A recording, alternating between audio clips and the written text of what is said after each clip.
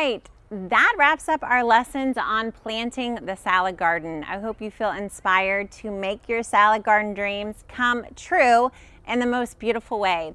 If you use the Gardenary method for spacing out your plants and seeds, you're going to get tons of production from even a small space.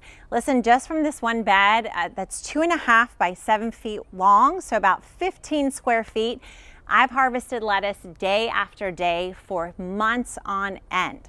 So never underestimate the amount of greens you can get from a small space when you intensively plant.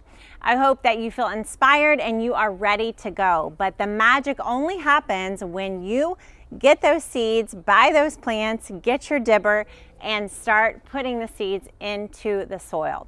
So take your notes, take all that you've learned, and then go out and apply them. Put those seeds in the soil and let's watch the magic happen together. I'll see you in the next lessons.